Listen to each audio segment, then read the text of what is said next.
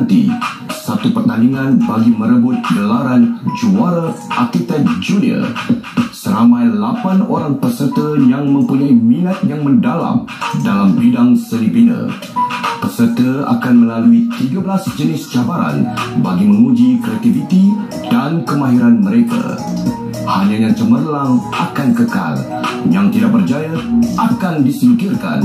Hanya seorang pemenang yang dicari. Selamat datang ke Studio Arkitek Junior.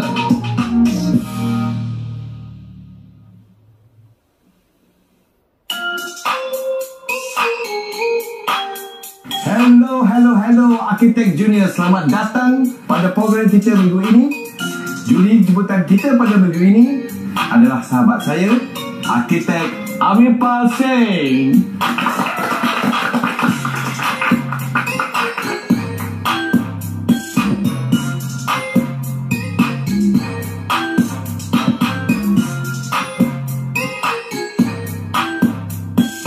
Tema pada minggu ini adalah untuk mencipta ruang yang penting dalam hidup kita. Adalah ruang bilik air. What's our theme? I don't know what to do for the bathroom.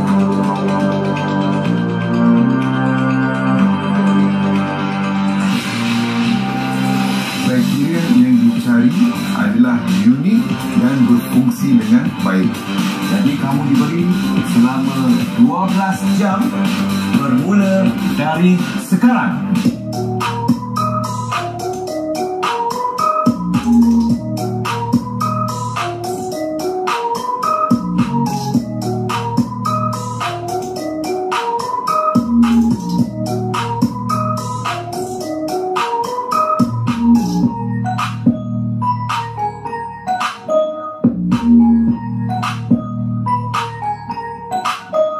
Minggu ni bila Ain dia pergi konsert. Apa kata kita buat Scandinavian juga? Yeah, you're right, because we did it last time and we won. Kan? Konsert ni kita orang pernah bawa dulu. Jadi saya yakin kita orang boleh menang kali ni. Okey, aku tahu. Kau buat special planning, kau buat bahan-bahan untuk tempat tu, kau buat konsert. Dah, jom. Kau pergi aku.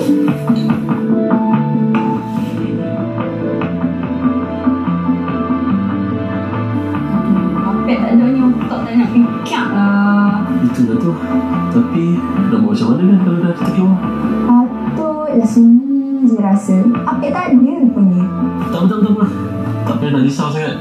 Dekat sini ada gambar ni. Adalah tunjuk sikit 2-3 keping ke kan? Gambar ni konsep apa?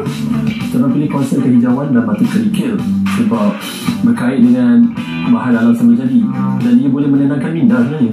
Zaman-zaman dulu pun dah ada macam ni. Tapi kelainan zaman dulu, diorang tak ada tertutup. Diorang dekat luar, diorang kena korek tanah. Sama je diorang penjayaan terbuka, udara terbuka. Sama je macam ni. So, macam kat tadi nak buat zen atau tropical? Jom.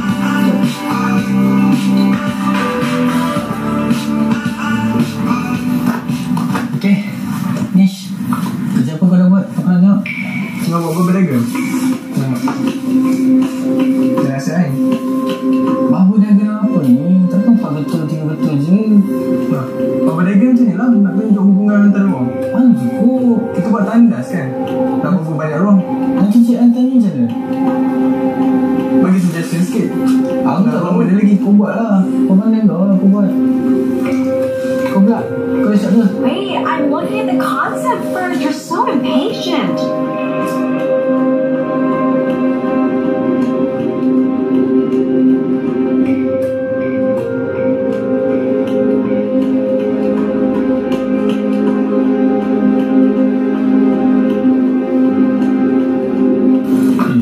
Ni nak kena potong ke? Betul? Macam ni Lebih kurang. Mana tengok? Betul.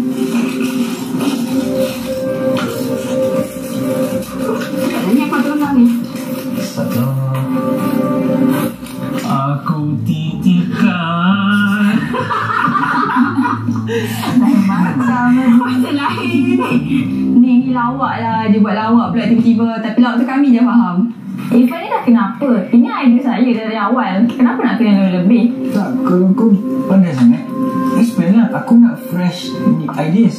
Kan Scandinavia ni kan dia macam neutral, dia macam minimalis, dia guna warna-warna semula jadi. Kan macam sesuai dengan bilik air. Tak nak, tak suka idea ni. Cik. Bila nampaknya bagus. So macam mana proses? So sekarang ni Mira tengah tengok lagi konsep. Tengah design. Kita orang tengah pasal-pasal. Talian. Saya nak tanya, apa bezanya tandas dan bilik air? Saya ni pandai mandi je. Kalau nak bezakan tandas dengan bilik air, mana saya tahu. Apa khabar semua? Dah tentukan konsep reka bentuk kita? Sudah. Dah.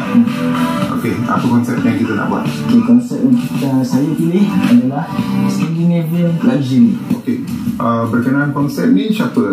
Seorang yang pilih ataupun pasukan yang pilih? Saya yang pilih. Irfan ni lebih-lebih lah. Itu idea saya. Masih lagi ingat perkara-perkara basic yang kita bincang sebelum ni? Ingat lagi ya? Jangan nanti kita terbawa-bawa, nanti hilang arah tuju nanti. Okay? Dan itu saya perlu tekankan. Jangan lupa kita kena ada titik tumpuan, kawasan tumpuan. Jangan adakan terlalu banyak elemen. Kalau terlalu banyak nanti kita jadi perkara tu mungkin jadi perkara lain. Okay? Actually, I didn't really pay attention to Sir's comments because he's actually kind of scary. Like, he's this big guy walking towards us. I couldn't really pay attention. He was just so scary to me. Jad, kalau saya orang Penang, bilik air tu kami panggil tandas. Tapi kalau kampung saya kat Kedah, kami panggil pancong. Pancong. Okay, tak apa. Tapi yang paling penting, definasi tandas dan bilik air. Beza tandas dan bilik air adalah perbezaan fungsi. Tandas tu biasanya untuk fungsi apa? Aktiviti membuang air besar, membuang air kecil. Tapi kalau dikatakan bilik air, ada apa? Tempat mandi, tempat membasuh tangan dan sebagainya. Jadi kamu kena faham. Tapi tadi Cik An dah beritahu, bila Cik An lukis, barulah saya faham. Kalau tandas, biasanya pintu masuk tu ada berlaku masalah apa tau. Bila letak WC nak buka pintu, tak dapat buka. Ni masalah yang kita nampak sekarang. Dan dimensi-dimensi yang kita kena susun tu kena ikut keluasan dia, dimensi koordinasi dia. Dan jangan lupa zon basah dan zon kering. Itu kamu kena fikirkan. Boleh?